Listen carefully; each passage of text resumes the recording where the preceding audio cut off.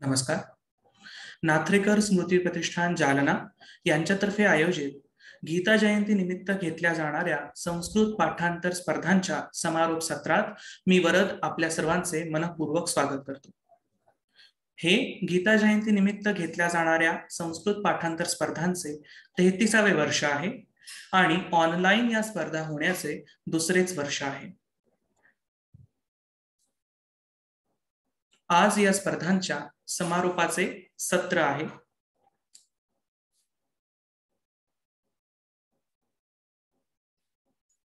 सत्राची सुरुवात करताना मी कुमारी श्रीजा अक्षर कुलकर्णी यांना आमंत्रित करतो. त्या आपल्याला स्वागत गीत म्हण ऐकवतील.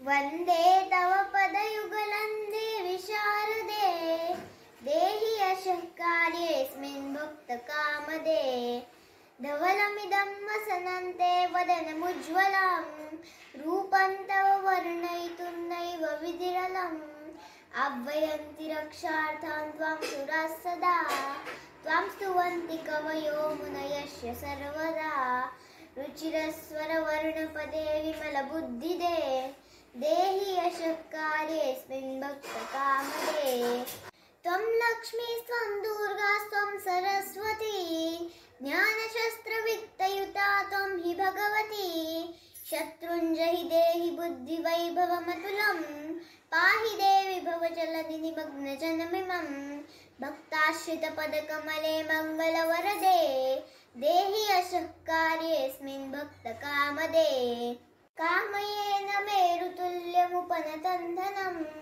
न च राज्यं स्वर्गसुखं नैव वाञ्छितं विलयमिदं यातु तमो नान्यकामना मम हृदये वस सततं देहि याचना अघनाशिनि भयहारिणि सकलसौख्यदे देहि यशः कार्येऽस्मिन् भक्तकामदे संजातं कठिनतरं मनुजजीवनं कार्यन्ते शरणागत भक्तरक्षणं किङ्कार्ये चात्र नरो भ्रान्तमानसा त्वत्पदसेवनमार्गसमुपकारका जननी पदसेवाननुकस्य नो मुदे देहि यशः कार्येऽस्मिन् भक्तकामदे वन्दे तव पदयुगलंदे विशारदे देहि यशः कार्येऽस्मिन् भक्तकामदे भक्तकामदे भक्तकामदे.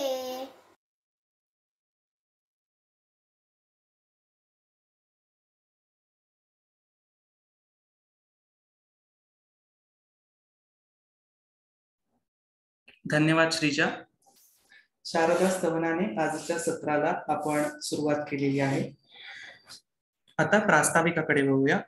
स्वातंत्र्य सैनिक संस्कृत पंडित स्वर्गीय सखारामपंत नाथरेकर ज्यांच्या स्मृतीप्रित्यर्थ हे प्रतिष्ठान चालवले जाते त्यांच्याबद्दल आणि प्रतिष्ठानतर्फे चालवल्या जाणाऱ्या विविध उपक्रमांबद्दल माहिती देण्याकरिता मी डॉक्टर अलका नाथरेकर आणि सौ संध्या उपेंद्र कुलकर्णी यांना आमंत्रित करतो.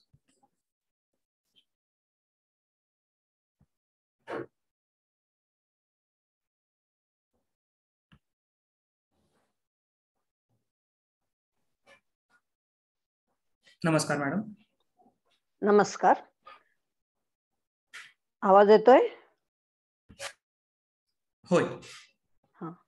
नमो नमः.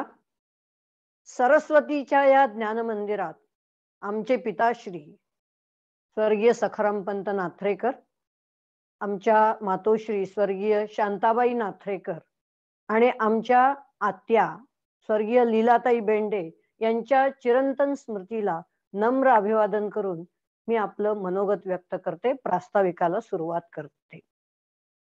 स्वातंत्र्य सैनिक, संस्कृत पंडित स्वर्गीय सखाराम पंत नाथरेकर हे आमचे पिताश्री. हे जालना येथील सरस्वती भुवन प्रशालेत संस्कृत आणि इंग्रजी विषयाचे शिक्षक होते. मात्र शिकवणे हा त्यांचा पेशा नव्हे तर धर्म होता. संस्कृत हा त्यांचा आत्मा होता. संस्कृतचा प्रचार आणि प्रसारासाठी त्यांनी आपले जीवन वेचले. तत्वज्ञान, आत्मसाक्षात्कार आणि गीता तात्पर्यबोधिनी हे त्यांचे 3 ग्रंथ द्वैताचे खंडन आणि अद्वैत सिद्धांताचे मंडन करताना दिसतात. गीतेतील निष्काम कर्मयोग हे त्यांच्या जीवनाचे मर्म होते. याच निष्काम कर्मयोगाने, पद्मपत्र मिवांभसा या तत्वाने आणि संस्कृती ही संस्कृताश्रिता हे ध्येय उराशी बाळगत त्यांनी भगवद्गीता आणि संस्कृत भाषा यांचा प्रचार आणि प्रसार केला. याच ध्येयाचे संस्कार त्यांनी आपल्या रोपट्यांवर म्हणजे मुलामुलींवर आणि विद्यार्थ्यांवर केले. आम्हा घरी धन शब्दांची रत्ने हे ब्रीद घेऊन त्यांनी चालवलेला या अभियानाचा हा रथ त्यांच्या स्मृती प्रित्यर्थ सुरू केलेल्या प्रतिष्ठानचा हा निखळ हेतू. ज्ञान हे दिल्याने वाढते. आपल्या जवळ आहे हे तर महत्वाचे आहेच, पण ते मुक्त हस्ताने वाटत गेले पाहिजे हा मंत्र आमच्या पिताश्रींनी आम्हाला दिला आणि तोच मंत्र प्रतिष्ठान सुद्धा आपणा सर्वांना देऊ इच्छित. या आपणही या अभियानात सामील व्हा आणि हीच त्यांना एक नम्र भावांजली ठरेल. नमो नमः. धन्यवाद.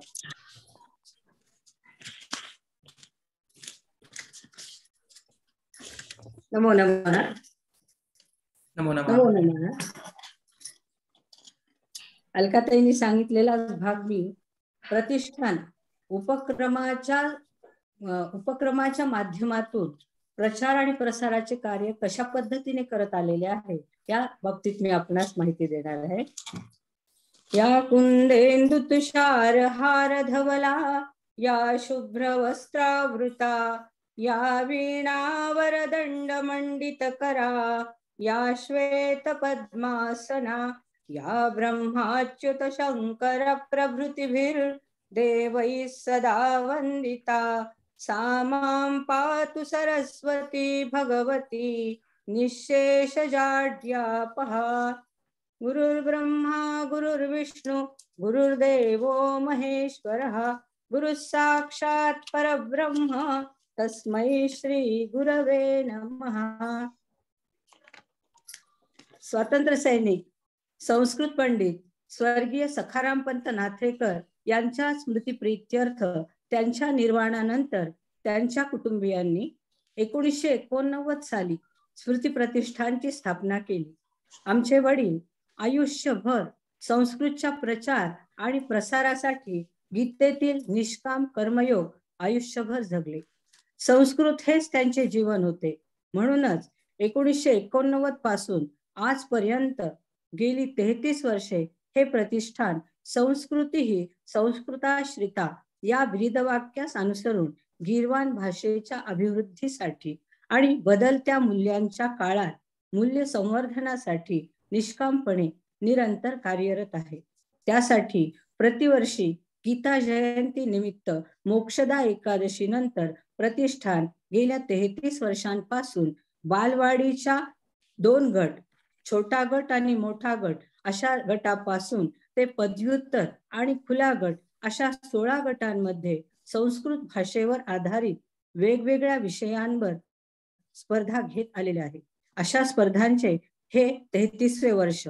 स्पर्धांच्या विषयांमध्ये प्रामुख्याने भगवद्गीतेतील अध्याय, संस्कृत स्तोत्र, संस्कृत गीत, कथाकथन, वादविवाद, वक्तृत्वार्था संस्कृतमध्ये, संस्कृत नाटिका, साभिनय, निबंध, सुभाषित पाठांतर स्पर्धा, सुभाषित अंत्याक्षरी, ज्यामध्ये आम्हाला ह्या सगळ्या ह्याच्यात अतिशय उत्स्फूर्त प्रतिसाद मिळत आलेला आहे, विष्णू सहस्रनाम, महिम्न स्तोत्र, संस्कृत व्याकरणाधिष्ठित प्रश्नमंजुषा असे अनेक विषय दिले जातात.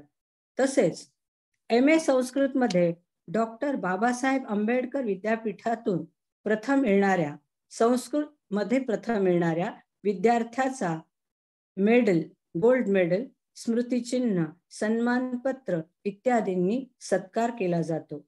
तसेच संस्कृतमध्ये MA, MPhil, doctorate, set net झालेल्या विद्यार्थ्यांचाही सत्कार प्रतिष्ठान करत आलेले आहे. स्पर्धकांचा वाढता सहभाग लक्षात घेऊन जालना जिल्ह्यापुरत्या मर्यादित स्पर्धा गेल्या 10 वर्षांपासून औरंगाबाद येथेही प्रतिष्ठानने आयोजित करून यशस्वीरित्या उत्स्फूर्त प्रतिसादासह संपन्न करत आलेले आहे.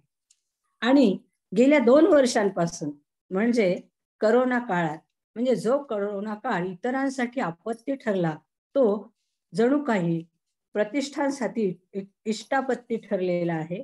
या काळात जे प्रतिष्ठान जालना आणि औरंगाबाद जिल्ह्यापुरते मर्यादित होते, ते प्रतिष्ठान ऑनलाईनच्या स्पर्धांच्या माध्यमातून बाहेरच्या देशांपर्यंत पोहोचलेले आहे.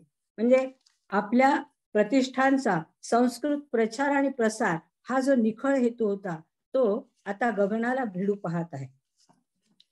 तसेच या स्पर्धांमध्ये नाथ्रेकर कुटुंबियांना भाग घेऊ दिला जात नाही, हे विशेष आहे. स्पर्धेसाठी कोणतेही शुल्क आकारले जात नाही. स्पर्धेसाठी ठेवण्यात आलेले स्तोत्र मिळवणे शक्य नसल्यास प्रतिष्ठान ते प्राप्त करून देते. प्रतिष्ठान त्याची ऑडिओच्या स्वरूपात पाहिजे असल्यास क्लिप सुद्धा उपलब्ध करून देते आणि तेही उपलब्ध करून देते. त्याशिवाय कोणत्याही प्रकारचं मार्गदर्शन करण्यासाठी संस्कृतचे आपल्या प्रतिष्ठानचे सर्व सदस्य या ठिकाणी कटिबद्ध आहेत. कोणताही सदस्य आपणास मार्गदर्शन करण्यास तयार आहे. तसेच अजून पुढील वर्षीचे विषय याच वर्षी जाहीर केले जातात. म्हणजे जवळजवळ स्पर्धकांना पूर्ण वर्षभर तयारीसाठी मिळते आणि ती तयारी केवळ कुटुंबातील एका स्पर्धकापर्यंत राहत नाही, तर तयारी करता करता समजा घरातल्या एका छोट्या मुलाची तयारी जर आई वडील करून घेत असतील, तर संपूर्ण घरच त्या स्तोत्रामध्ये किंवा दिलेल्या संस्कृत विषयामध्ये तयार होते. या स्पर्धा करोनाच्या काळात आणि प्रतिष्ठानचे प्रचार कार्य सातासमुद्रापलीकडे या करोनाच्या काळात पोहोचले आहे.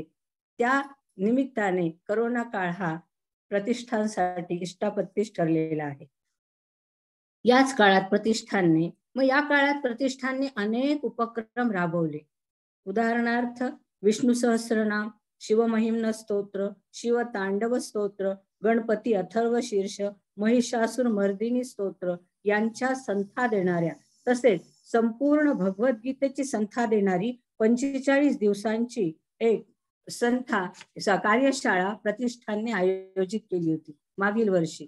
आणि त्याचप्रमाणे काही प्रेक्षकांच्या मागणीनुसार, काही स्पर्धकांच्या घरातील आई वडिलांच्या, आजी आजोबांच्या मागणीनुसार, शिक्षकांच्या मागणीनुसार प्रतिष्ठानने 2 वेळा, एक वेळ ऑफलाईन आणि आता वर्षी ऑनलाईन अशा संस्कृत संभाषण वर्गाच्या कार्यशाळा आयोजित केल्या. आणि त्या संस्कृत संभाषण वर्गामध्ये अतिशय उत्स्फूर्त प्रतिसाद मिळाला.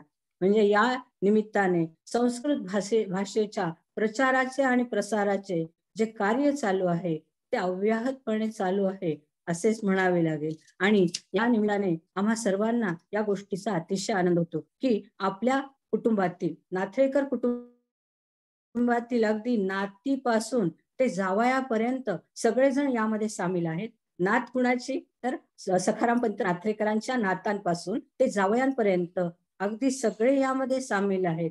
आणि या सगळ्यांना या गोष्टीचा आनंद होतोय की प्रतिष्ठानचा प्रचार आणि प्रसाराचं कार्य अतिशय उत्स्फूर्तपणे चालू आहे आणि चांगल्या पद्धतीने चालू आहे. या कार्यशाळांमध्ये भारताच्या विविध राज्यातूनच नव्हे तर सिडनी, कोणत्या कार्यशाळा ज्या आम्ही संभाषण वर्ग घेतले किंवा विष्णू सहस्रनाम असेल, शिवतांडव स्तोत्र असेल किंवा इतर कोणत्याही कार्यशाळा आहेत संस्कृतच्या संबंधातील, त्यात सिडनी, अबुधाबी, अमेरिका, त्यानंतर सॅन फ्रान्सिस्को इत्यादी विभागातील स्पर्धक आणि सदस्य सहभागी झालेले आहेत.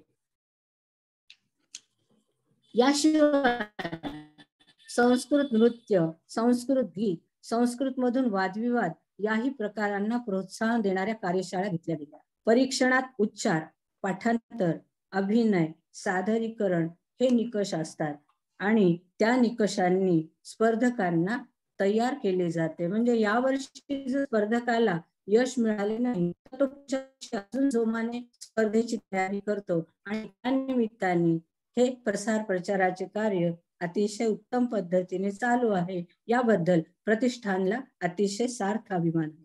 या स्पर्धांसाठी आजवर गीता धर्मी, गंगा प्रसादजी अग्रवाल, संस्कृत अभ्यास प्रमुख गुलाम दस्तगीर, पुणे विद्यापीठाचे संस्कृत विभाग प्रमुख डॉक्टर रवींद्र मुळे, प्राध्यापक सोनपेठकर, मराठवाडा विद्यापीठाच्या संस्कृत विभाग प्रमुख डॉक्टर क्रांती व्यवहारे, SRTच्या डॉक्टर संजीवनी नेरकर, संस्कृतज्ञ मोहन कुलकर्णी, लका Mohrir, doctor Nilangekar, Murkute sir, doctor Yardi Mudegaonkar अशा अनेक तज्ज्ञांचे मार्गदर्शन लाभले आहे. प्रतिष्ठान MA संस्कृतात मराठवाडा विद्यापीठात प्रथम येणाऱ्या विद्यार्थ्याचा आणि संस्कृत प्रेमी शिक्षक, पालक यांचीही सत्कार करून दखल घेत आलेले आहे.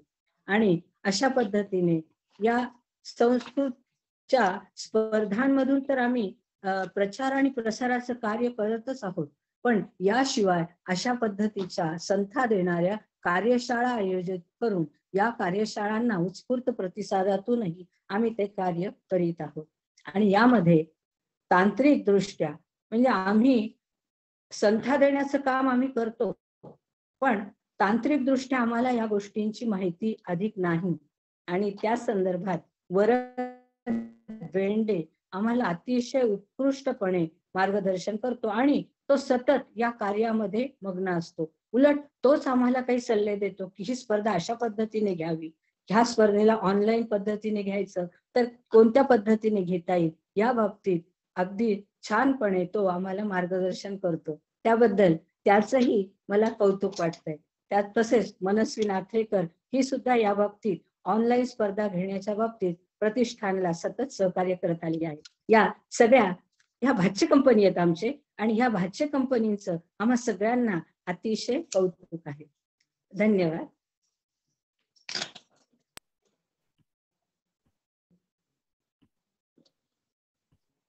धन्यवाद मॅडम. आज गीता जयंती निमित्त घेतल्या जाणाऱ्या संस्कृत पाठांतर स्पर्धांच्या समारोपाचे सत्र आहे. दरवर्षी समारोपाच्या सत्रात प्रतिष्ठान संस्कृत भाषेच्या अभ्यासकांना, संस्कृत प्रेमींना अर्थात संस्कृताभिमानींना या सत्रात निमंत्रित करते. त्यांचे मार्गदर्शन प्रतिष्ठानसाठी तसेच सर्व स्पर्धकांसाठी, त्यांच्या पालकांसाठी आणि शिक्षकांसाठी मोलाचे आहे. आजच्या सत्रात आपल्यासोबत जोडले गेलेले आहेत लातूरहून श्री भगवान भाले आणि बडोदा गुजरात येथून डॉक्टर शैलेश देशपांडे. नमस्कार सर, आपले खूप खूप स्वागत. प्रतिष्ठानतर्फे आपल्याला निमंत्रित केले आणि आपण या निमंत्रणाचा स्वीकार केला याबद्दल आपले आभार.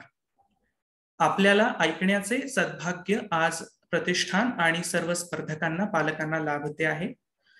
मी आपल्याला बोलण्यासाठी आमंत्रित करतो. श्री भगवान भाले लातूर यांचा परिचय मी करून देतो. श्री भगवान भाले हे पाटबंधारे विभागात कार्यरत होते.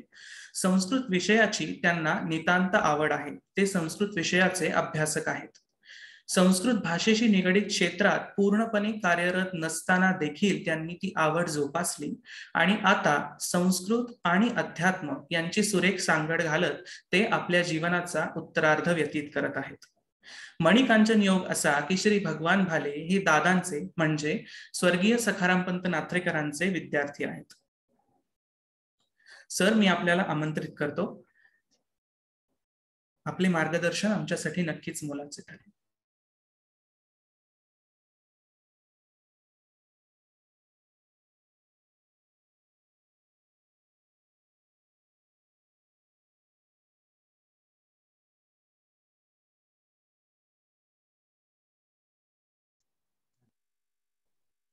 नमस्कार सर.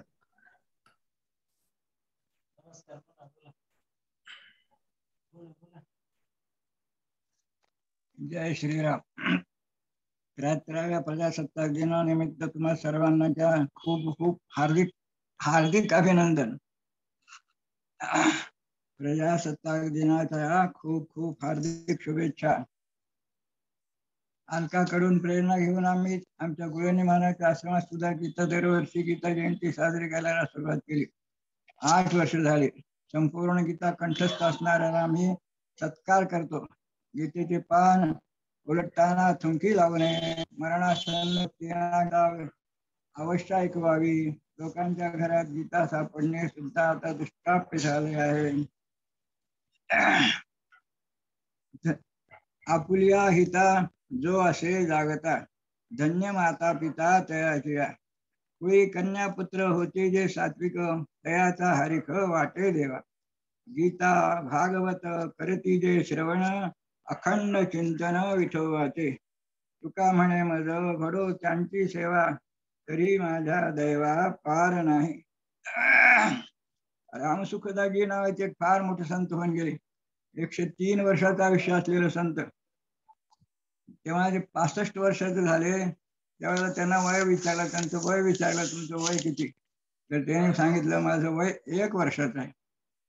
लोकांना आश्चर्य वाटलं, 65 वर्षाचे ग्रस्त 1 वर्षाचं वय सांगतात. मग त्यांना विचारलं असं कसं? त्याने म्हटले माझा जेव्हा भगवद्गीतेशी संपर्क आला तेव्हापासून माझं आयुष्य सुरू झालं आहे.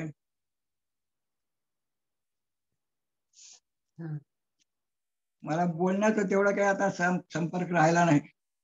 मी शासकीय सेवेतून निवृत्त झालो. एकेकाळी चांगला वक्ता होतो, पण नंतर तो संपर्क तुटला. आता माझे विचार मी सांगताना सगळ्यात कंटिन्युटी येईल असं काही सांगता येत नाही, तरी मी सांगायचा प्रयत्न करतो. अलका मला बरेच वेळा मागे लागायची. दरवर्षी आमच्या कार्यक्रमाला या, आमच्या कार्यक्रमाला या, औरंगाबादला असताना कार्यक्रमाला या, पण माझं काही येणं झालं नाही. आता हे नवीन प्रयोग ऑनलाईन वगैरे वगैरे त्याच्यामुळे तिने पुन्हा संपर्क साधला. तिने काही माझा पिच्छा सोडला नाही आणि मी सुद्धा आता वय झालेलं असताना सुद्धा तयार झालो. आमच्या मुलींच्या सहाय्यानं, नातींच्या सहाय्याने हा सगळा प्रयोग सुरू केलाय. आता तुम्हाला जयदयाल गोयंकाजींच्या अमृत वचनातले काही उदाहरण वाचून दाखवतो. जयदयाल गोयंका फार मोठे गीताप्रेस गोरखपूरचे संस्थापक होते. त्याने सगळं आपलं आयुष्य भगवद्गीते करता घेतलं. ते म्हणायचे मैं तो कहता हूँ कि चाहे प्राण जाए, चाहे सब कुछ चला जाए, पण भगवान को मत छोड़ो. गीता का प्रचार करते हैं तथा जो लोगों को इसमें लगाते हैं उनसे बढ़कर संसार में कोई नहीं.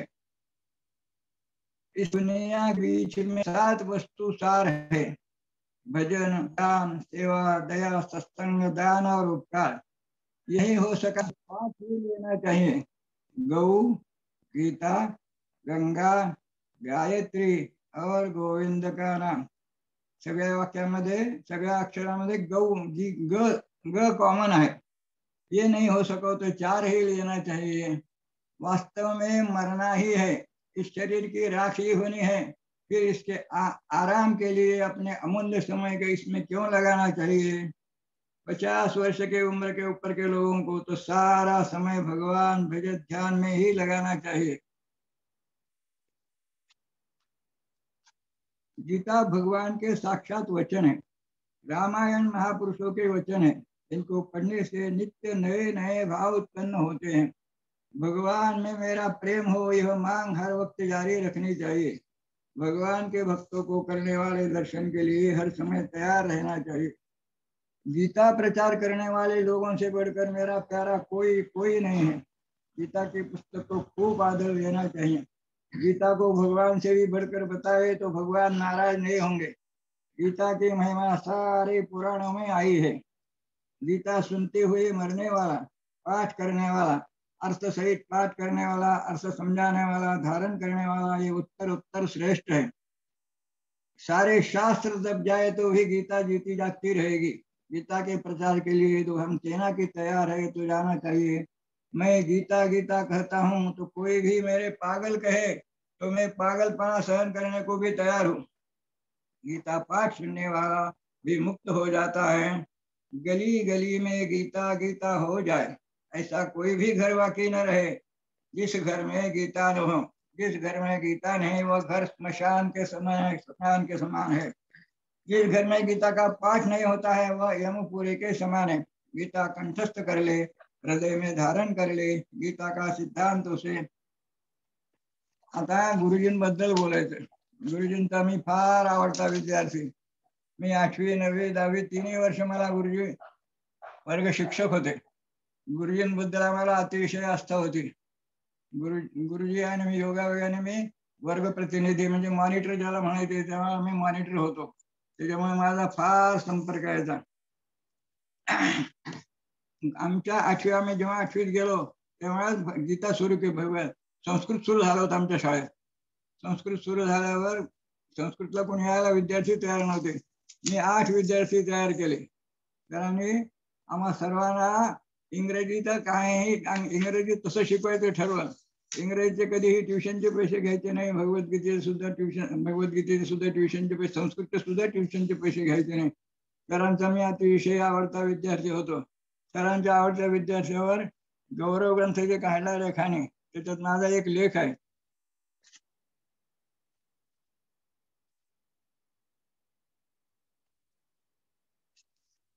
सरांमुळे शाळेत संस्कृत सुरू झाले। 7वी 8वीचे विद्यार्थी होते तरी या संस्कृत बद्दल ओढ लागली। माझ्याकडून कधी शिकवण्याचे पैसे घेतले नाही। त्यांचा आवाजही उत्कृष्ट होता। ते मराठी छान शिकवत, उत्तम कविता छंदोबद्ध गात असत। आम्हालाही म्हणायला लावत। तेव्हाच्या कविता आजही आमचा पाठ आहे। संस्कृतचे सुभाषित सुद्धा आजही पाठ आहे। येषां न विद्या न तपो न दानम, दानं न शीलं न गुणो न धर्म। इतके वर्षानंतर सुद्धा त्यांनी शिकवलेले संस्कृतचे सगळे श्लोक पाठ आहेत। सरांनी आम्हाला परीक्षार्थी केले नाही, सरांनी विद्यार्थी बनविले। जन्मभर विद्यार्थीच असावे असे ते नेहमी म्हणत। सरांच्या पत्नी माई साहेब फारच कोमल अंतःकरणाच्या होत्या। सरांना पहाटे उठण्याचा आग्रह आज उपयुक्त ठरतो। आम्हाला सर रोज म्हणायचे सकाळी लवकर उठलं पाहिजे। अजूनही आम्ही सकाळी लवकर उठतो। आणि मी भगवद्गीतेच्या संपर्कामुळे, संस्कृतच्या संपर्कामुळे गीतेचा तर अभ्यास करतो, पण भागवताचा सुद्धा अभ्यास करतो। इतकंच काय, पण शुक्ल यजुर्वेदीय माध्यान्जन वाजशिनी शाखाध्यायीची संहिता असते 40 अध्याय। नाथरेकर सरांच्या कृपेमुळे, गुरुजींच्या कृपेमुळे मी संहिता सुद्धा आता व्यवस्थित पाठ करू शकतो, म्हणू शकतो। आता फक्त क्रम गटा घटा जना वगैरे तसं काही म्हणता येत नाही, पण गुरुजींची कृपा। गुरु ब्रह्मा गुरु विष्णू आपण नुसतं म्हणतो, पण ते प्रत्यक्ष मूर्तिमंत आम्हाला दिसलं। गुरुरेव परब्रह्म, गुरु ब्रह्मा गुरु विष्णू गुरुदेव महेश्वर नाही, गुरुरेव परब्रह्म तस्मै श्री गुरवे नमः। गुरुजींना साष्टांग नमस्कार करून मी माझे 4 शब्द संपवतो। आता विश्वात्मके देवे येणे वाघ यज्ञे तोषावे, तोषो हे खळांची व्यंकटी सांडो, तया सत्कर्मी रती वाढो। भूता परस्परे जळो, मैत्र जीवाचे दुरितांचे तिमिर जाओ। विश्व स्वधर्म सूर्य पाहो, जो जे वांशील तो ते लाहो। प्राणीनाथ वर्षत सकळ मंगळी, ईश्वर निष्ठांची मांदियाळी। अनवरत भूमंडळी भेटो तया भूता, कला कल्पतरूंचे आरव। चेतना चिंतामणीचे गाव, बोलते जे अर्णव पियुषाचे। चंद्रमे जे लांछन, मार्तंड जे तापहेन। ते सर्वाही सदा सज्जना स्वैरे होतो, किंबहुना सर्वसुखी पूर्ण होनिकी लोकी। भजिजो आदि गुरु की अखंडित। अजून सरांचा पेहराव मी तसाच ठेवला। तर टोपी घालायची, मी सुद्धा टोपी घालतो। तर शर्ट वापरायचे, मी सुद्धा नेहरू शर्ट। त्यांचं आम्ही प्रॅक्टिकल आताच ठेवतो आहे। धन्यवाद धन्यवाद धन्यवाद।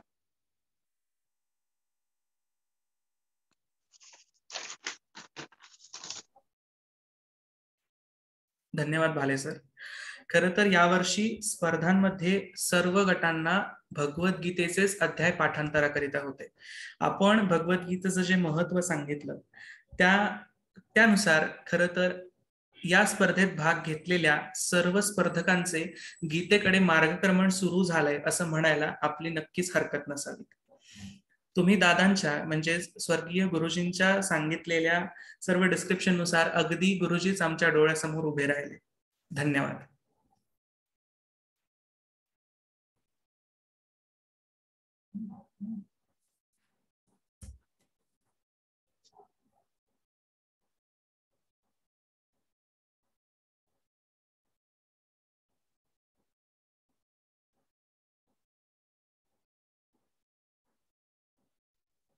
आपल्यासोबत बडोद्याहून डॉक्टर शैलेश देशपांडे जोडले गेलेले आहेत.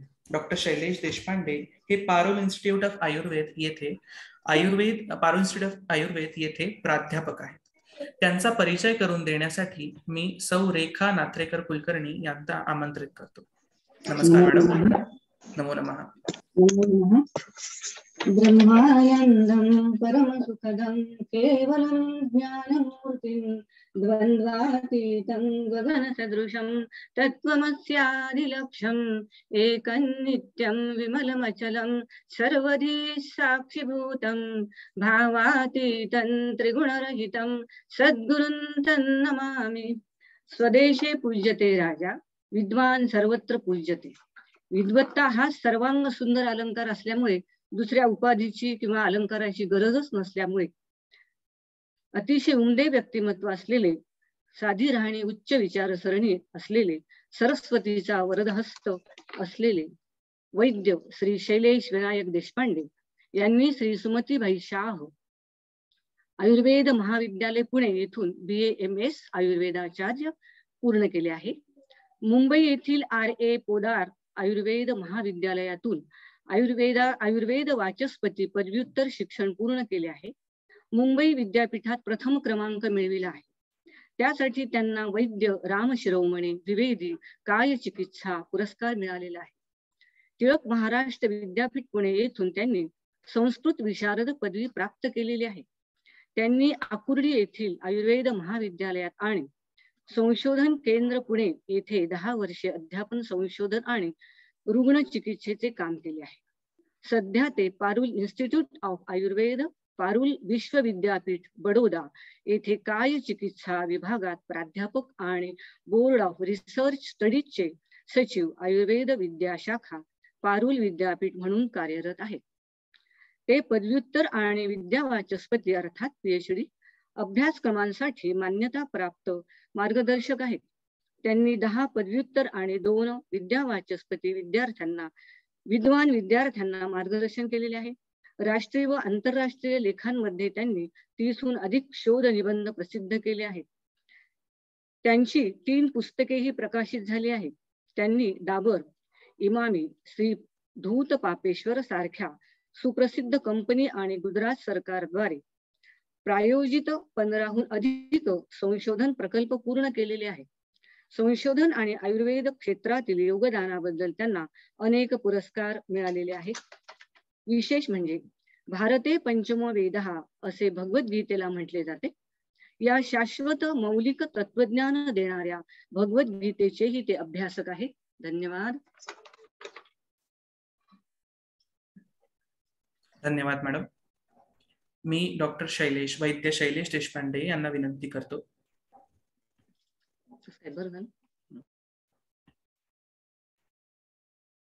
नमस्कार सर.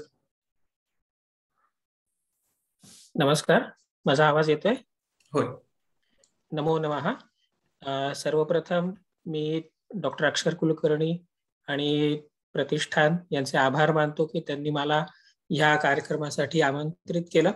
ऍक्च्युली मी संस्कृतचा काही मोठा अभ्यासक नाही, पण संस्कृत प्रेमी जरूर आहे. आत्ताच सौ रेखा नाथ्रेकर कुलकर्णी यांनी परिचय खूप विस्तृत करून दिला. ऍक्च्युली जितके गुण माझ्यामध्ये नाहीत ते अनेक गुण त्यांनी सांगितले, त्याबद्दल त्यांचेही आभार. त्यांच्याकडून आणि डॉक्टर अक्षर यांच्याकडून प्रतिष्ठान, त्यांचं कार्य, रेखा त्यांनी भेट दिलेल्या पुस्तकांमधून गुरुजींचा स्वल्प परिचय हा मिळाल्यानंतर मी खरंच भारावून गेलो की एवढ्या मोठ्या व्यक्तीच्या कामाचं जे प्रतिष्ठान आहे तिथे आपल्याला बोलवलं गेलं, हा खरोखरच मी माझा मोठा बहुमान समजतो. मी आयुर्वेदाचा अध्यापक आहे, आयुर्वेदाचा अभ्यासक आहे आणि संस्कृत प्रेम हे माझ्यामध्ये आहे. आणि त्यामुळे माझा संस्कृतचा आतापर्यंतचा प्रवास संस्कृत सोबतचा कसा झाला याविषयी काही आठवणी किंवा काही गोष्टी मी निश्चित या इथं तुमच्यासोबत शेअर करू इच्छितो.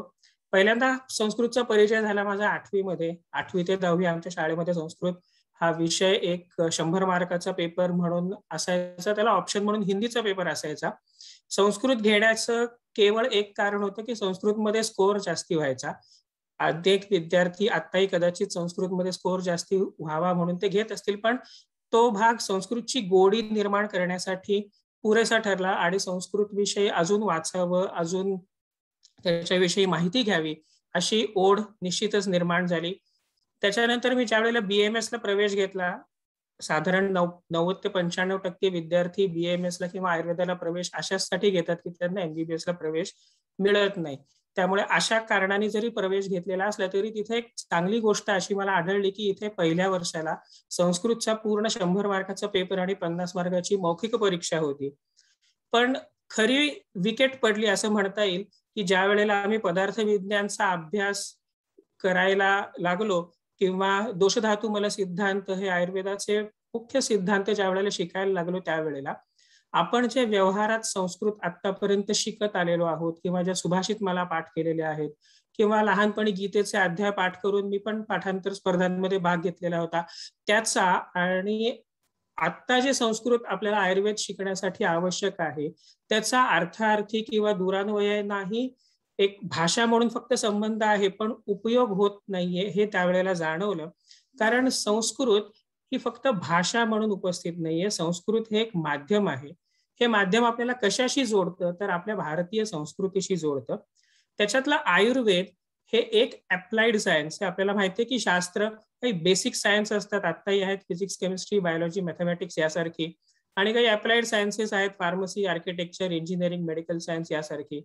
तसं आयुर्वेद हे एक अप्लाइड सायन्स आहे आणि ते अप्लाइड सायन्स शिकण्यासाठी आपल्याला पूर्वीची भारतीय मूळ शास्त्र शिकली पाहिजेत की जी न्यायशास्त्र असेल किंवा योगशास्त्र असेल किंवा सांख्य दर्शन असेल, अशासारखी दर्शनं शिकली पाहिजेत की ज्याच्यातून आयुर्वेदाने स्वतःचे मूळ सिद्धांत उचललेले आहेत. ही गोष्ट त्यावेळेला जाणवली. त्यामुळे संस्कृतचा अभ्यास केवळ उपयोगाचा नाही तर भारतीय संस्कृतीचा अभ्यास, भारतीय पुरातन शास्त्रांचा अभ्यास हा आयुर्वेदाच्या अभ्यासासाठी आवश्यक आहे. ही गोष्ट तिथे जाणवली आणि त्यामुळे संस्कृतचा अधिक अभ्यास करण्याची इच्छा निर्माण झाली. या उर्मीतूनच आणि त्यावेळच्या माझ्या शिक्षकांच्या प्रेरणेतून टिळक महाराष्ट्र विद्यापीठातनं संस्कृतमध्ये विशारद पदवी BAMS चा अभ्यास करता करता बहिस्थ विद्यार्थी म्हणून घेण्याची इच्छा निर्माण झाली. त्याच्याबरोबर ग्रंथ वाचताना काय अडचणी येत गेल्या तर मुळात संस्कृत ही अत्यंत अल्पाक्षरामध्ये खूप मोठा अर्थ विशद करू शकेल अशा स्वरूपाची ग्रंथरचना करण्याची कपॅसिटी देणारी भाषा आहे. आयुर्वेदाचे सगळेच ग्रंथ किंबहुना भारतीय पुरातन शास्त्रातले सगळेच ग्रंथ हे अत्यंत अल्पाक्षरांमध्ये लिहिलेले आहेत. ही गोष्ट सगळ्यांना माहितीच आहे की आम्ही सुभाषित पूर्वी ऐकलं होतं की अर्धमात्रा लाघवेन पुत्रोत्सवम मन्यन्ते वैयाकरणाः, म्हणजे एक मात्रा, अर्धी मात्रा जरी ग्रंथातली कमी करता आली तरी व्याकरणातले ग्रंथ लिहिणाऱ्यांना आपल्या घरी मुलगा जन्माला आलाय इतपत आनंद होतो. इतकी या भाषेची महत्ता आहे किंवा इतकी अर्थगर्भ रचना याच्यात केली जाते. आणि मुळात तिथेच आयुर्वेद समजून घेताना अडचण निर्माण होते की एकाच शब्दाचे अनेक अर्थ होऊ शकतात. कुठला अर्थ योग्य किंवा कुठला अर्थ अयोग्य हे कसं ठरवणार?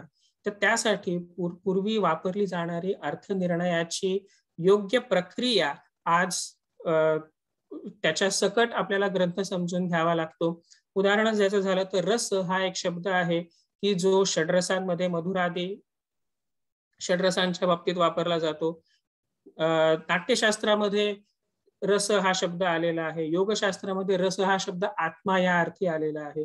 मग जर मी एखादा संस्कृतचा किंवा आयुर्वेदाचा श्लोक वाचत असेल तर तिथे मी तो षड्रसात्मक मधुरादी रसांचा अर्थ किंवा तो अर्थ घ्यावा का आत्मा ह्या अर्थी रस ह्या शब्दाचा अर्थ घ्यावा, हा जोपर्यंत मी अर्थनिर्णय योग्य पद्धतीने शिकत नाही किंवा समजावून घेत नाही तोपर्यंत मला त्याचा योग्य अर्थ त्या सूत्राचा कळणार नाही. आणि सध्याच्या काळामध्ये अर्थनिर्णय न करता भाषांतर उपलब्ध होत असल्यामुळे मूळ आयुर्वेदातल्या सूत्रांचा अर्थ फक्त आयुर्वेदच नाही, फॉर दॅट मॅटर सगळ्याच भारतीय शास्त्रांची जी भाषांतर सध्या उपलब्ध झालेली आहेत त्यातही कदाचित ही अडचण येत असावी की भाषांतर योग्य आहे की अयोग्य आहे हे आपल्याला पहिल्यांदा पडताळून घ्यावं लागतं. अनेक टीका संस्कृत ग्रंथांवरती आयुर्वेदावरतीही आपल्याला उपलब्ध आहेत किंवा वाचायला मिळतात. त्या टीकाकारांनीही अशा प्रकारच्या अर्थांचे काही गोंधळ घातलेले दिसतात आणि त्यातूनही अनेक सूत्र ही आपल्याला सुबोध होण्याच्या ऐवजी दुर्बोध होते असं आपल्याला जाणवतं. पूर्वीच्या काळची ग्रंथ लिहिण्याची पद्धत किंवा शास्त्र लिहिण्याची पद्धत आणि आत्ताच्या काळची पुस्तकं लिहिण्याची पद्धत याच्यामध्ये खूप जमीन आसमानाचा फरक आहे. उदाहरणच त्याचं झालं तर चरक संहिता असेल. चरक संहिता त्या काळात ज्या पद्धतीने सूत्रांमध्ये, स्थानांमध्ये, अध्यायांमध्ये त्याची रचना केली गेली तशी रचना ही आजच्या पुस्तकांची नसते. ही एक अडचण ठरते आपल्याला पूर्वीची शास्त्र समजून घेण्यामध्ये, कारण ती पूर्वीची ग्रंथलेखन पद्धती काय होती, त्याच्या मागचा विचार काय होता किंवा तो वाचताना कशा पद्धतीने वाचला गेला पाहिजे हे विशेष माहिती नसतं किंवा सध्याच्या विद्यार्थ्यांना सध्याच्या काळात माहिती नाहीये. त्यामुळे भारतीय शास्त्र किंवा संस्कृत मधले पूर्वीचे लिहिले गेलेले ग्रंथ हे सध्या आउटडेटेड म्हणून गणले जातात किंवा त्याचा अभ्यास करणारी फारच थोडी मंडळी ही सध्या उपलब्ध आहेत. याच्या उलट आपल्याला असं दिसतं की पाश्चात्य देशांमध्ये मात्र याविषयी खूपच उत्सुकता आहे लोकांमध्ये. जर्मनीमध्ये असेल किंवा ऑस्ट्रियामध्ये असेल, अमेरिकेत असेल, सगळ्या देशांमध्ये अनेक विद्यापीठांमध्ये या ग्रंथांचे भारतीय पद्धतीने अभ्यास करण्याचे प्रयत्न सुरू असतात. पण दुर्दैवाने आपल्याकडे मात्र आता सध्या ह्या ग्रंथांविषयी जितकं काम व्हायला हवं तितकं काम होताना दिसत नाही किंवा त्याच्या अर्थनिर्णयाविषयी काही आपल्याला चांगले लेख ऐकायला दिसत नाहीत, वाचायला मिळत नाहीत किंवा तशा पद्धतीने अभ्यास करून लोक पुढे येत आहेत किंवा त्याचं लोकांमध्ये प्रबोधन करतायत. या गोष्टी फार कमी प्रमाणात बघायला मिळतात आणि तशी काळजीची गोष्ट आहे. सध्याच्या काळात आयुर्वेदाचा अभ्यास करताना जेव्हा विद्यार्थ्यांना आम्ही शिकवतो, डॉक्टर अक्षर शिकवतात, त्यांनाही ही अडचण जाणवत असेल की सध्याचे विद्यार्थी हे संस्कृत पासून बऱ्यापैकी तुटलेले आहेत. म्हणजे आयुर्वेदाचा अभ्यास करण्यासाठी संस्कृतचा अभ्यास आपण केला पाहिजे किंवा संस्कृत आपल्याला आलं पाहिजे ही रिक्वायरमेंट आहे, ही गरज आहे, हे या विद्यार्थ्यांना वाटत नाही. कारण एकच की ट्रान्सलेशनचा अभ्यास, ट्रान्सलेशनची असलेली उपलब्धता, पण ट्रान्सलेशन अचूक नसल्यामुळे त्याच्यातनं निर्माण होणारे गोंधळ, त्यामुळे काय होतं तर मूळचा विषय योग्य पद्धतीने समजत नाही. आपण सगळेच जण असं म्हणतो की सध्या आयुर्वेदाला खूप चांगले दिवस आहेत. या करोनाच्या काळामध्ये अनेक लोकांनी आयुर्वेदिक औषधं घेतली असतील, गुळवेलाचा काढा घेतला असेल, संशमनी वटी घेतली असेल किंवा च्यवनप्राश घेतला असेल, असे अनेक प्रयोग केले असतील. पण आयुर्वेदाच्या दृष्टीने बघितलं तर हे आयुर्वेदाला पोषक असं वातावरण अजिबातच नाही. कारण सध्या ट्रेंड कसा चाललाय की एखाद्या ॲलोपॅथिक आजारावरती किंवा मॉडर्न सायन्सनी वर्णन केलेल्या आजारावरती आयुर्वेदिक औषध वापरून बघायचं आणि ते उपयोगी होत असेल तर मग आयुर्वेद महान आहे असं म्हणायचं. पण तसं नाहीये. आयुर्वेद हे फक्त औषधांची नावं लिहिलेलं किंवा औषधांची माहिती देणारं शास्त्र नाहीये. ते एक पूर्ण वैद्यक शास्त्र आहे. त्यामुळे एखादा नवीन आजार जर निर्माण झाला तर त्याचं आयुर्वेदानुसार आपल्याला डायग्नोसिस करता आलं पाहिजे. आयुर्वेदानुसार त्याची पॅथोफिजिओलॉजी किंवा ज्याला आयुर्वेदाच्या भाषेमध्ये संप्राप्ती म्हणतात ती सांगता आली पाहिजे. हे जर आपण सांगू शकलो तरच आपण आयुर्वेदाच्या दृष्टीने त्या आजाराची ट्रीटमेंट करतोय असं नमूद होऊ शकेल. दुसरी गोष्ट की अर्थनिर्णय योग्य पद्धतीने न होत असल्यामुळे काय होतं तर सध्या आम्ही जे काम करतोय पारुल विश्वविद्यालयामध्ये किंवा इतर अनेक ठिकाणी अशा पद्धतीची कामं चालू आहेत ते म्हणजे रिसर्च ऍक्टिव्हिटीज आयुर्वेदाच्या पद्धतीने ज्या अशा व्हायला पाहिजेत तशा पद्धतीने होताना दिसत नाही. कारण असं की साधं उदाहरण घेतलं तर आवळ्याचे काही आयुर्वेदामध्ये गुणधर्म दिलेले आहेत. तशा पद्धतीने आवळ्याचा उपयोग केला तर आजही आपण खूप चांगले गुणधर्म किंवा चांगले रिझल्ट्स आवळ्याच्या वापरामुळे आपल्याला मिळताना दिसतात. पण मुळात अर्थनिर्णय न झाल्यामुळे ही अडचण होते की हे गुणधर्म ज्या प्राचीन ऋषीमुनींनी ज्या प्राचीन ग्रंथकारांनी शास्त्रकारांनी सांगून ठेवलेले आहेत त्यांनी ते तसे सांगण्यात मागची त्यांची साधनं कुठली होती, टूल्स काय होती की ज्याच्या आधाराने त्यांनी फक्त आवळाच नाही तर इतर अनेक औषधी गुणधर्म असलेल्या फळांचे, भाज्यांचे किंवा औषधांचे हे गुणवर्णन करून ठेवलेले आहेत, त्याचे उपयोग कसे करायचे हे सांगितलेले आहेत.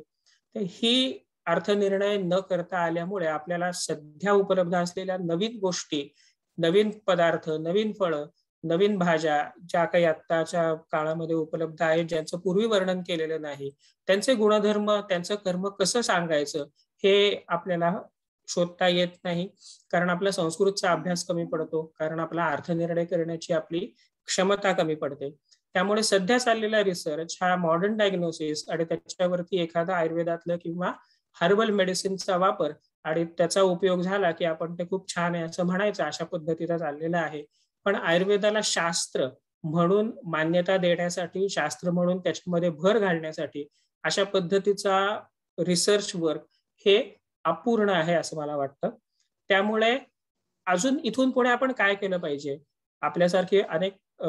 आपल्यासारखे लोक अनेक प्रयत्न करून भगवद्गीतेसारख्या ग्रंथगुरूचे आणि इतर अनेक स्पर्धांच्या माध्यमातून संस्कृतचा प्रसार करतात, ही तर अत्यंत सराहनीय गोष्ट आहे. पण याच्या सोबत आपल्यासारख्या संस्कृत तज्ञांनी एकत्रित येऊन जर आयुर्वेदच नाही तर इतर प्राचीन भारतीय शास्त्रांच्या ग्रंथांचा योग्य अर्थ त्याच्या कारणासकट, त्याच्या बॅकग्राऊंड सकट लोकांना समजावून दिला तर भारतीय शास्त्रांविषयी असलेले अनेक गैरसमज, भारतीय संस्कृतीविषयी, आपल्या धर्माविषयी असलेले अनेक गैरसमज दूर होऊन पुन्हा एकदा सगळी शास्त्र ही मुख्य प्रवाहात येण्यासाठी सज्ज होतील. त्यासाठी आपल्या सारख्या लोकांनी अजून प्रयत्न करावेत. सगळ्या संस्कृत प्रेमींनी आपल्यासारख्या एकत्रित येऊन आपण एकत्रितपणे हे कार्य अजून जोमाने पुढे चालू ठेवावं आणि संस्कृतला केवळ भाषा म्हणून नाही तर भारतीय संस्कृतीशी, पुरातन भारतीय शास्त्रांशी जोडणारं साधन म्हणून, जोडणारा पूल म्हणून आपण त्याला पूर्वीची प्रतिष्ठा पुन्हा मिळवून देण्यासाठी प्रयत्न करावेत. यासाठी मी निश्चित आग्रह धरीन. पुन्हा एकदा मला इथे बोलवल्याबद्दल धन्यवाद. जय हिंद, जय महाराष्ट्र.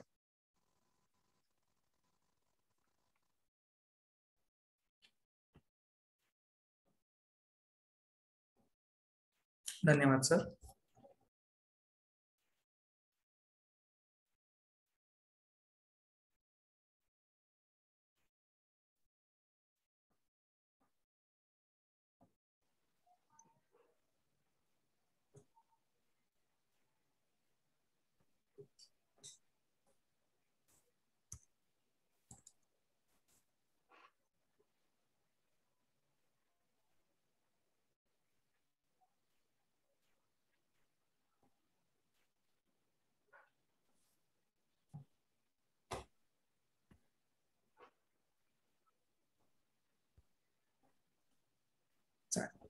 आपण स्पर्धांच्या निकालाकडे वळूया, ज्याची सर्व स्पर्धक अत्यंत उत्सुकतेने वाट पाहत आहेत.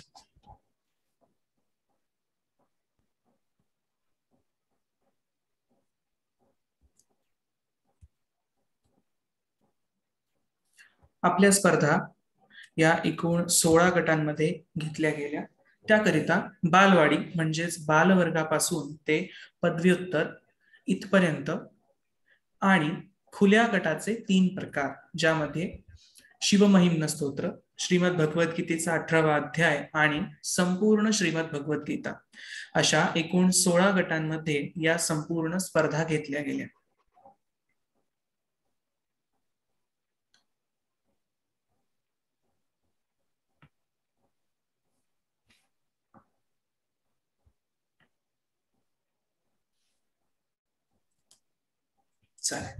प्रत्येक गटानुसार प्रत्येक गटाचे परीक्षण केले गेले. परीक्षण करत असताना एकूण 20 गुण हे आपल्या उच्चारांकरिता, 10 गुण हे आपल्या पाठांतराकरिता आणि 10 गुण हे आपल्या सादरीकरणाकरिता, असे एकूण 40 गुणांकरिता प्रत्येक स्पर्धकाचे मूल्यांकन केले गेलेले आहे आणि त्यानुसार आपल्याकडे स्पर्धेचे विजेते आहेत.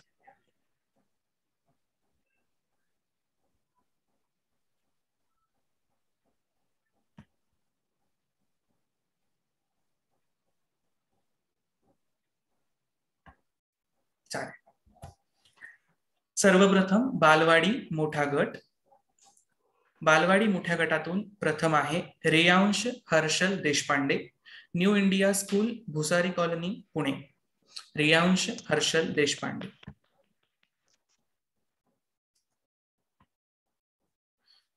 बालवाडी गटातून द्वितीय आहे अनन्या हर्षद सरदेसाई, श्री सरस्वती भुवन पूर्व प्राथमिक शाळा, औरंगाबाद. अनन्या हर्षद सरदेसाई. बालवाडी गटातून तृतीय आहेत सिद्धी स्वप्नील चौबे. सिद्धी स्वप्नील चौबे, संकल्प बालवाडी, शिवशंकर कॉलनी, औरंगाबाद.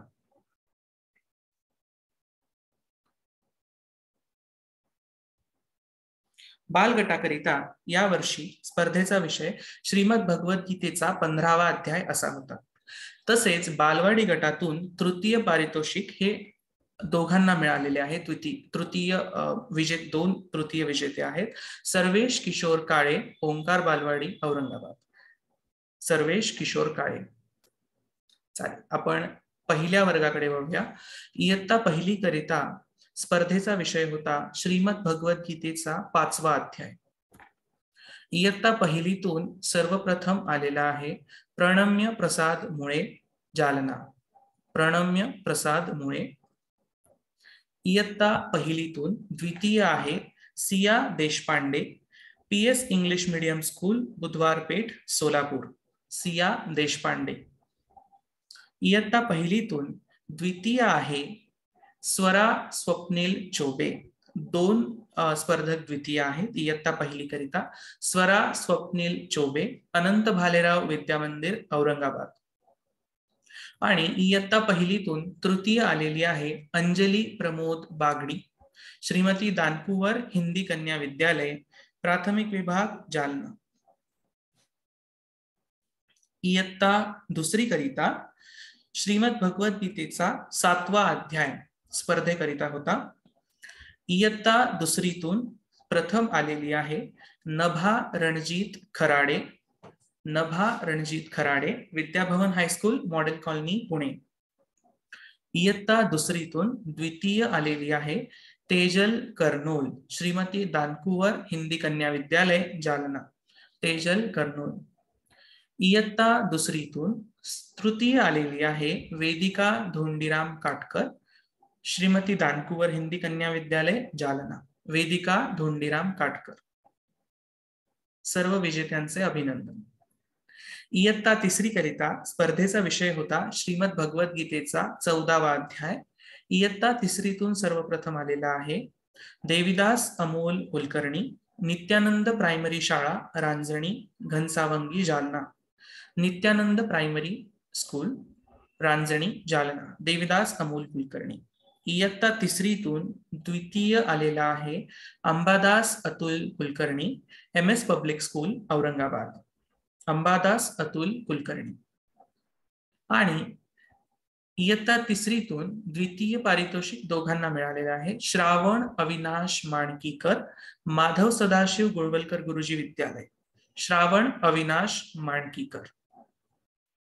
इयत्ता तिसरीतून तृतीय आलेला आहे Nrushad Deshpande, PS English medium school, Budhwarpeth, Solapur. Nrushad Deshpande. अभिनंदन आणि शुभेच्छा. इयत्ता चौथी करिता स्पर्धेचा विषय होता श्रीमद भगवद्गीतेचा 13वा अध्याय. इयत्ता चौथीतून प्रथम आलेला आहे सर्वेश सुरेशराव नेरकर, सरस्वती भुवन विद्यालय, जालना. सर्वेश सुरेश नेरकर. इयत्ता चौथीतून द्वितीय आलेला आहे Avanish Mayuresh Kulkarni, Catherine Wayes primary school, Swindon, United Kingdom. Avanish Mayuresh Kulkarni, Catherine white primary school, Swindon, UK. इयत्ता चौथीतून तृतीय आलेली आहे देवश्री विनोद पाटील, ओंकार विद्यालय, औरंगाबाद. देवश्री विनोद पाटील. अभिनंदन. इयत्ता पाचवी करिता म्हणजे इयत्ता पाचवीच्या गटाकरिता स्पर्धेचा विषय होता श्रीमद भगवद्गीतेचा 17वा अध्याय. इयत्ता पाचवीतून सर्वप्रथम आलेली आहे आरोही अभिजित आरोही अभिजीत बर्वे, श्री महावीर जैन इंग्लिश स्कूल, कल्याण पश्चिम, ठाणे. आरोही अभिजीत बर्वे. इयत्ता 5वीतून द्वितीय आलेली आहे Anushree Omkar Kapshikar, Pawar public school, Nanded city, Pune. Anushree Omkar Kapshikar. इयत्ता 5वीतून तृतीय आलेली आहे सानवी प्रशांत देशपांडे, शारदा मंदिर कन्या प्रशाला, औरंगाबाद. सानवी प्रशांत देशपांडे.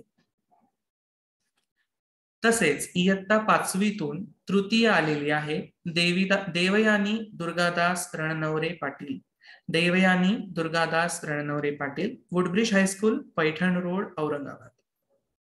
विजेत्यांचे अभिनंदन. इयत्ता 6वी करता स्पर्धेचा विषय होता भगवद्गीतेचा 2रा अध्याय. सर्वप्रथम 6वीतून आलेली आहे ओवी रूपक Maind, new era English school, Nashik. ओवी रूपक मैंद. इयत्ता 6वीतून द्वितीय आलेली आहे देवश्री प्रसाद पाटील, जालना. देवश्री प्रसाद पाटील. तृतीय आलेली आहे संस्कृती प्रसाद देशमुख, श्री सरस्वती भुवन प्रशाला, औरंगाबाद. संस्कृती प्रसाद देशमुख. विजेत्यांचे अभिनंदन. इयत्ता 7वीकडे वळूया. इयत्ता 7वी करिता श्रीमद भगवद्गीतेचा 1ला अध्याय पाठांतराकरिता होता. इयत्ता 7वीतून पहिला आलेला आहे प्रज्वल गोपाळराव कुलकर्णी, संस्कार प्रबोधिनी विद्यालय, जालना. प्रज्वल गोपाळराव कुलकर्णी, संस्कार प्रबोधिनी विद्यालय, जालना. इयत्ता 7वीतून द्वितीय आलेली आहे कुलस्वामिनी शिवशंकर भंडारे, यशवंत विद्यालय, माजलगाव, बीड. कुलस्वामिनी शिवशंकर भंडारे.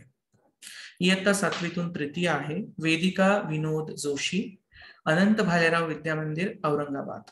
वेदिका विनोद जोशी. विजेत्यांचे खूप खूप अभिनंदन आणि शुभेच्छा. इयत्ता 8वी करिता स्पर्धेचा विषय होता संस्कृत सुभाषिते. इयत्ता 8वीतून सर्वप्रथम आलेली आहे ज्ञानेश्वरी सुरेश नेरकर, जालना. ज्ञानेश्वरी सुरेश नेरकर. इयत्ता 8वीतून द्वितीय आलेली आहे प्रांजल मिलिंद सबनीस, माफ करा, इयत्ता 8वीतून द्वितीय आलेला किंवा आलेली आहे प्रांजल मिलिंद सबनीस, भाटीकर मॉडेल हायस्कूल, मडगाव, गोवा. प्रांजल मिलिंद सबनीस, भाटीकर मॉडेल हायस्कूल, मडगाव, गोवा. इयत्ता 8वीतून द्वितीय आलेली आहे द्वितीय, दोघा जणांना द्वितीय बक्षीस मिळालंय अदिती अभिजीत बर्वे, श्री महावीर जैन इंग्लिश स्कूल, कल्याण पश्चिम, ठाणे. अदिती अभिजीत बर्वे. इयत्ता 8वीतून तृतीय आलेला आहे हर्षवर्धन अनिल कदम, महात्मा गांधी विद्या मंदिर, वांद्रे पूर्व, मुंबई. हर्षवर्धन अनिल कदम. इयत्ता 9वीकडे वळूया. इयत्ता 9वी करिता संस्कृत स्पर्धांसाठी विषय होता संस्कृत कथाकथन. संस्कृत मधून संपूर्ण कथा सांगणे इयत्ता 9वीच्या विद्यार्थ्यांकडून अपेक्षित होतं. इयत्ता 9वीतून सर्वप्रथम आलेली आहे प्रियांका सांडूजी बोलकर, सुशीला देवी विद्यालय, सुशीला देवी देशमुख विद्यालय, औरंगाबाद. प्रियांका सांडूजी बोलकर. इयत्ता 9वीतून द्वितीय आलेली आहे प्रीती पुरुषोत्तम जोशी, जय भवानी विद्या मंदिर, औरंगाबाद. प्रीती पुरुषोत्तम जोशी. इयत्ता 9वीतून तृतीय आलेला आहे मांजरे साहिल राजेश, म्हणजेच साहिल राजेश मांजरे, स्वामी मुक्तानंद माध्यमिक व उच्च माध्यमिक विद्यालय, येवला, नाशिक. साहिल राजेश मांजरे. इयत्ता 9वीतून तृतीय पारितोषिक हे तिघांना विभागून मिळालेलं आहे. इयत्ता 9वी तृतीय तेजस रामचंद्र प्रभू, मुकुल विद्या मंदिर, औरंगाबाद. तेजस रामचंद्र प्रभू. इयत्ता 9वीतून तृतीय अनुष्का मनोहर खेडकर, सुशीला देवी देशमुख विद्यालय, औरंगाबाद. अनुष्का मनोहर खेडकर. धन्यवाद. विजेत्यांचे अभिनंदन. इयत्ता 10वी करिता स्पर्धेचा विषय होता इयत्ता 10वी करिता स्पर्धेचा विषय होता संस्कृत व्याकरणाधिष्ठित प्रश्नमंजुषा. इयत्ता 8वी, 9वी आणि 10वी या 3 वर्गांच्या संपूर्ण अभ्यासक्रमावर व्याकरणाच्या अभ्यासक्रमावर आधारित प्रश्नमंजुषा इयत्ता 10वी करिता होती. इयत्ता 10वीच्या स्पर्धांकरिता स्पर्धक हे एकट्याने किंवा गटाने भाग घेऊ शकत होते. तर इयत्ता 10वीतून सर्वप्रथम येण्याचा मान मिळवला आहे महात्मा गांधी विद्या मंदिर, वांद्रे पूर्व, मुंबई येथून संस्कृती मारुती खापरे, श्रेया रविराज कुंभार आणि नम्रता जगदीश हांडे. संस्कृती मारुती खापरे, श्रेया रविराज कुंभार आणि नम्रता जगदीश हांडे. इयत्ता 10वीतून द्वितीय आलेले आहेत सिद्धी ज्योतिबा पाटील, सावली ताराचंद जरे आणि संचिता सुधाकर सिताब, महात्मा गांधी विद्या मंदिर, मुंबई. सिद्धी ज्योतिबा पाटील, सावली जरे आणि संचिता सिताब, महात्मा गांधी विद्या मंदिर, मुंबई. इयत्ता 10वीतून तृतीय आलेला आहे SBOA public school, Navi Mumbai येथील Atharva Tikare. Atharva Tikare, SBOA public school, Navi Mumbai. विजेत्यांचे हार्दिक अभिनंदन.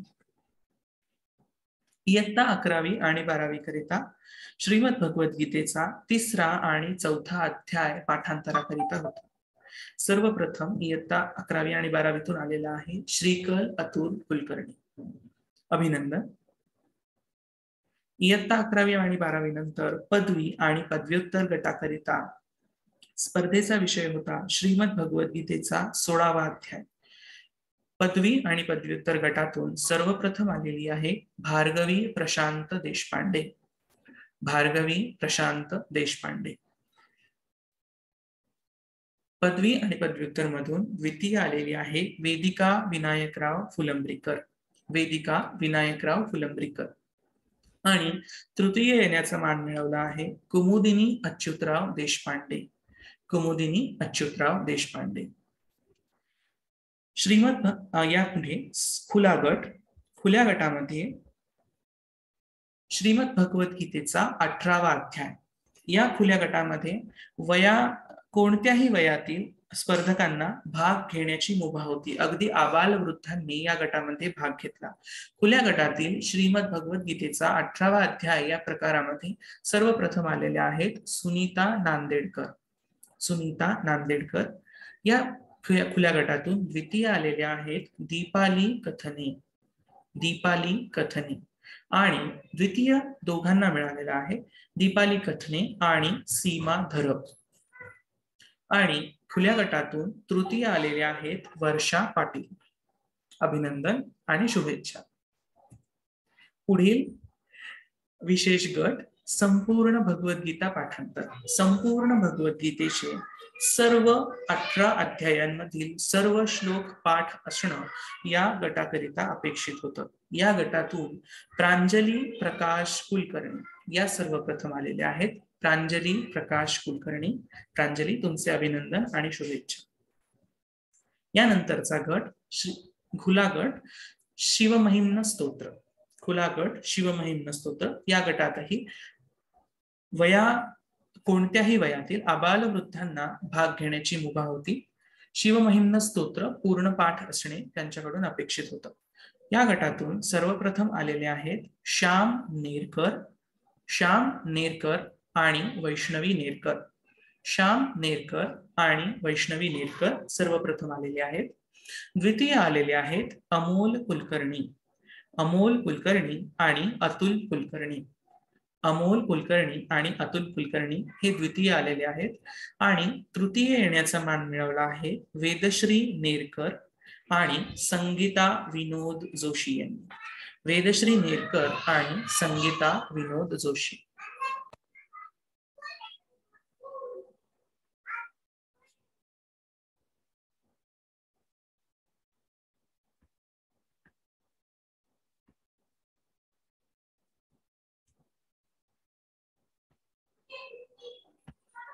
याचप्रमाणे अजून एका विशेष पुरस्काराची आपल्याला घोषणा करायची आहे. दरवर्षी डॉक्टर बाबासाहेब आंबेडकर मराठवाडा विद्यापीठ औरंगाबाद येथील संस्कृत विभागात MA संस्कृत यातून विद्यापीठातून सर्वप्रथम येणाऱ्या विद्यार्थ्याचा किंवा विद्यार्थिनीचा प्रतिष्ठान विशेष गौरव करते.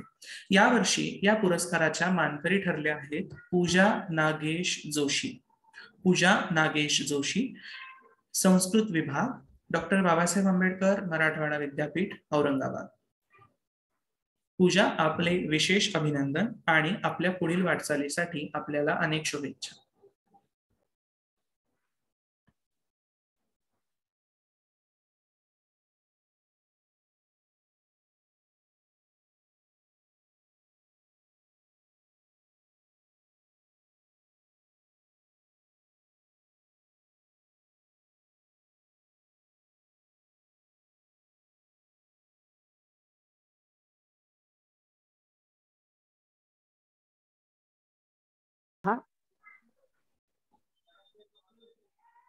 पुन्हा एकदा प्रतिष्ठानतर्फे बोलण्याचा हा योग आहे. वास्तविक स्पर्धेच्या काळामध्ये प्रत्येक स्पर्धेनंतर विद्यार्थ्यांना मार्गदर्शन करण्यासाठी आम्ही कटिबद्ध होतोच. तरी सुद्धा काही जे अनुभव आले आणि काही जे सुखद अनुभव आले त्याच्यासाठी मी 1-2 मिनिटं घेणार आहे. यावर्षी काही स्पर्धकांच्या बाबतीमध्ये असा अनुभव आला की एक पूर्ण वर्ग, त्या म्हणजे समजा वेगवेगळ्या ठिकाणाहून आलेले हे विद्यार्थी आहेत, पण त्यांचे उच्चार अतिशय सुंदर होते. दुसरीचा गट असेल, तिसरीचा गट असेल, म्हणजे आमच्या पुढे असा प्रश्न पडला की त्यांच्यापैकी मार्क कसे द्यावेत, कुणाला द्यावेत. आणि प्रतिष्ठानला आपली ही घोडदौड अतिशय गौरवास्पद वाटली. त्यानंतर 10वीच्या वर्गामधली जी प्रश्नमंजुषा होती, त्या प्रश्नमंजुषेच्या बाबतीमध्ये संध्या मॅडम तुम्हाला अजून सांगतील, पण मला जे जाणवलं की मुलं अभ्यास करतातच, संस्कृत व्याकरणाचा अभ्यास करतातच, ऑनलाईन येऊन सुद्धा, म्हणजे ऑनलाईन हे आता त्यांच्या सरावाचा भाग झालेला आहे, पण त्याला कुठल्याही प्रकारचा अडसर न मानता विद्यार्थ्यांनी जे सादरीकरण दिलं ते खरंच कौतुकास्पद वाटले. म्हणजे आपण ज्या पद्धतीचे नियम केलेले होते की एक ग्रुप असावा, प्रश्न कसा पास व्हावा किंवा प्रश्नाचं उत्तर करताना चर्चा कशा व्हाव्यात, अतिशय सुंदर पद्धतीचं सादरीकरण मुंबईच्या विद्यार्थ्यांनी दिलेलं आहे. आणि खरी मजा जी वाटली ती म्हणजे खुल्या गटामध्ये शिवमहिमनाच्या बाबतीमध्ये. म्हणजे तुम्हाला खास नमूद करण्याची गोष्ट अशी आहे की एक नेरकर कुटुंब, आम्हाला माहित नाहीये, आमचे परिचय नसेल त्यांचा, पण त्या नेरकर कुटुंबाचे सगळेच्या सगळे कदाचित त्यांना पारितोषिकं मिळालेली आहेत. म्हणजे खरं म्हणजे ते एका कुटुंबात असतील म्हणून द्यायचे का नाही हा प्रश्न सुद्धा आम्ही मांडू शकलोच नाहीत, कारण आमच्या समोर पर्यायच नव्हता. त्यांचे उच्चार, त्यांचं पाठांतर, त्यांचं सादरीकरण इतकं गौरवास्पद होतं की त्यांना आम्हाला मार्क्स द्यावेच लागले. आणि हीच गोष्ट प्रतिष्ठानसाठी अतिशय अभिमानाची आहे. सुरुवातीला जे सांगितलं की काही जणांनी खरोखरच, म्हणजे आज आम्ही पुढच्या वर्षीचे विषय सगळे जाहीर करतो, यामागचा प्रतिष्ठानचा हेतू आपण नीट लक्षात घेतला पाहिजे की आम्हाला तुमचे 8 दिवसामध्ये तुम्ही एक अध्याय पाठ केला हे आम्हाला मान्यच नाहीये, तर तो अध्याय घराघरात पोहोचावा. म्हणून मी माझ्या प्रास्ताविकामध्ये हे सांगितलं की जे जे आपणास ठावे ते ते इतरास सांगावे, शहाणे करून सोडावे अवघे जन, हा आमच्या वडिलांनी दिलेला मंत्र आहे. जर एकानी तो अध्याय पाठ केला तर सगळं घर गुणगुणायला लागेल, हा प्रतिष्ठानचा हेतू आहे आणि हाच प्रतिष्ठानचा खरा विजय आहे. म्हणून आम्ही दिलेले विषय हे वर्षभर जर करत राहिलात तर सादरीकरणाला अजिबात अडचण येणार नाही आणि एकापेक्षा अधिक स्पर्धक तुम्हाला निर्माण होतील, तुम्हाला अधिक मित्र मिळतील की आपल्यापेक्षाही चांगलं म्हणू शकणारे किंवा कमी अधिक चांगला म्हणणारे. या पद्धतीने प्रचार आणि प्रसार करणं हे फक्त आमचंच हे नाहीये, तर या अभियानात आपण सगळ्यांनी सामील व्हावं, इतरांनाही ते देत राहावं, हा प्रतिष्ठानचा मूळ हेतू आपण ध्यानात घ्यावा. धन्यवाद. धन्यवाद मॅडम. नक्कीच संस्कृती घराघरात रुजावी हेच प्रतिष्ठानचं उद्दिष्ट आहे आणि त्याकरिताच आम्ही या सर्व उपक्रमांमधून तेच साध्य करण्याचा प्रयत्न करत आहोत. तर स्पर्धांच्या निमित्तानेच म्हणून नाही तर इतरही वेळी आपण संस्कृत अंगीकारावी, ती शिकण्याचा प्रयत्न करावा आणि प्रतिष्ठान त्यासाठी आपल्याला वेळोवेळी मदत करीनच. विविध उपक्रमांच्या माध्यमातून आम्ही ते साध्य करण्याचा प्रयत्न करतो.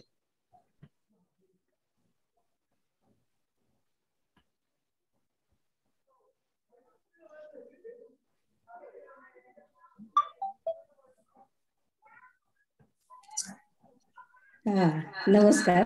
नमस्कार मॅडम. आता अलकाताईंनी जे सांगितलं ते खरंच अगदी इतका सुंदर अनुभव आम्हाला या स्पर्धांची परीक्षण करताना आला की एका कुटुंबाचं नाव अलकाताईंनी सांगितलं की त्या कुटुंबात म्हणजे ते कुटुंब एका कुटुंबातले आहेत किंवा नाही हेही आम्हाला माहित नाही, पण आडनाव बंधू नक्की आहेत एवढं जाणलं आम्ही. आणि त्यांना इतक्या सुंदर पद्धतीने त्यांचं सादरीकरण होतं की आम्ही म्हणजे असं ठरवलं की एकाच कुटुंबातल्या इतक्या जणांना, आता आपल्याला तर माहित नाही हे एक कुटुंब आहे किंवा नाही, पण ते करावं की नाही, पण तरीही असा अन्याय आम्हाला करावासा वाटला नाही. कारण तो एक प्रकारे त्या कुटुंबावरचा किंवा आडनाव बंधू म्हणून त्यांनी भाग घेतला आहे त्यांचं दुर्दैवच म्हणावं लागेल मग, जर आम्ही त्यांच्यावर अन्याय केला असता तर. त्यानंतर खुल्या गटामधून संपूर्ण भगवद्गीता यामध्ये प्रियंका मॅडमनी ज्या पद्धतीने सादरीकरण केलं ते इतकं उत्कृष्ट होतं की त्यांना कोणत्याही अध्यायातला कोणताही श्लोक विचारला तर तो म्हणजे एक शब्द उच्चारायचीच खोटी की त्या पूर्ण श्लोक तो म्हणून दाखवत आणि अतिशय शुद्ध पद्धतीने, म्हणजे अनुस्वाराचे उच्चार, ह्रस्व दीर्घ, त्यानंतर हलंतचे उच्चार, या सगळ्या गोष्टींमध्ये त्यांनी पूर्णच्या पूर्ण मार्क मिळवले. त्याबद्दल खरोखर त्यांचं अभिनंदन करावं असं वाटेल. इतरांचंही अभिनंदन. थोड्याफार कमी फरकाने ते विद्यार्थी किंवा स्पर्धक यामध्ये यशस्वी झाले नसतीलही कदाचित, पण याचा अर्थ ते कमी आहेत असा मुळीच नाही. ते सुद्धा अतिशय उत्कृष्ट पद्धतीने तयारी करतात. पण आता स्पर्धेचे निकष आपल्याला त्या निकषानुसार जर स्पर्धेचे यशस्वी स्पर्धक ठरवायचे असतील तर निकषानुसारच जावं लागतं. आणि विजयी स्पर्धकांचे तर विशेष अभिनंदन, पण विजयी न झालेल्या आणि सहभागी स्पर्धकांचे सुद्धा विशेष अभिनंदन करायचे. त्याच्या मार्गदर्शन करणारे पालक, त्यांचे आजी आजोबा किंवा शिक्षक या सगळ्यांचं खरोखर प्रतिष्ठानच्या वतीने मी अभिनंदन करते.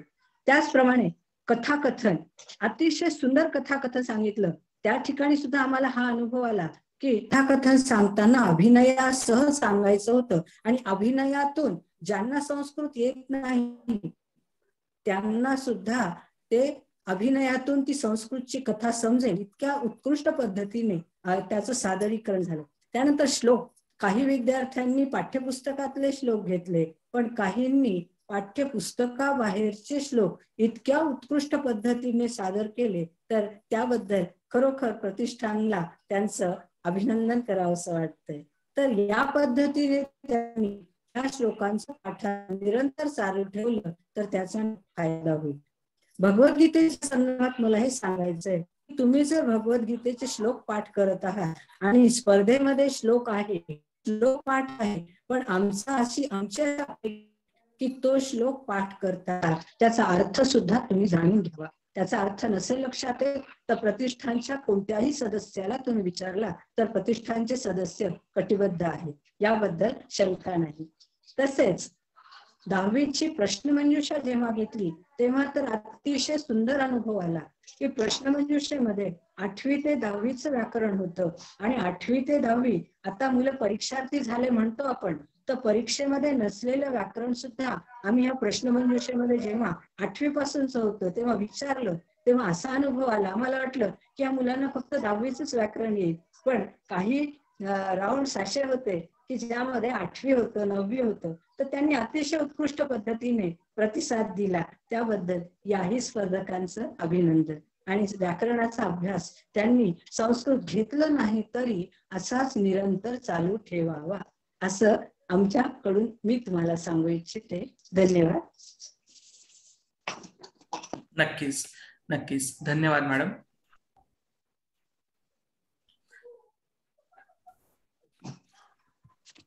नात्रेकर स्मृती प्रतिष्ठान हे संस्कृत भाषेच्या प्रचारासाठी आणि प्रसारासाठी सदैव कटिबद्ध आहे. आपल्याला संस्कृत भाषा शिकण्याची आवड असेल तर ती आपण अवश्य जोपासावी. तसेच प्रतिष्ठान आयोजित करते आहे त्याचप्रमाणे इतरत्र आयोजित करण्यात आलेल्या अशाच उपक्रमांमध्ये आपण यापुढेही भाग घ्यावा. संस्कृत भाषेचा जो वसा आपण घेतला आहे या स्पर्धांच्या निमित्ताने तो सोडू नये, एवढंच हीच प्रतिष्ठानतर्फे आपल्याला विनंती वजा सूचना आहे. तर आजच्या सत्राचा आपण समारोप करूया. सर्वप्रथम सर्व स्पर्धकांचे मी खूप खूप अभिनंदन करतो, त्यांना खूप खूप शुभेच्छा देतो. आपण या स्पर्धांमध्ये भाग घेतला ही नक्कीच कौतुकास्पद बाब आहे. स्पर्धा म्हटल्यानंतर हार आणि जीत येणारच, परंतु आपण हे स्पोर्ट्समनशिप दाखवली, आपण इथे येऊन भाग घेतला, सादरीकरण केलं आणि त्याआधी आपण भाग घेण्याची इच्छा दाखवली आणि त्यासाठी तयारी केली, याबद्दल आपले नक्कीच अभिनंदन आहे. आपल्या पालकांचे आणि आपल्या शिक्षकांचे विशेष आभार आहेत की त्यांनी आपल्याला यामध्ये मार्गदर्शन केले, आपल्याला प्रोत्साहन दिले. प्रतिष्ठानतर्फे मी श्री भगवान भाले आणि डॉक्टर शैलेश देशपांडे यांचेही खूप खूप आभार मानतो. आपले मार्गदर्शन प्रतिष्ठानकरिता तसेच सर्व स्पर्धकांकरिता आणि त्यांच्या पालक आणि शिक्षकांकरिता नक्कीच मोलाचे ठरले. पुन्हा एकदा सर्व स्पर्धकांचे, त्यांच्या पालकांचे आणि शिक्षकांचे विशेष अभिनंदन आणि खूप खूप धन्यवाद.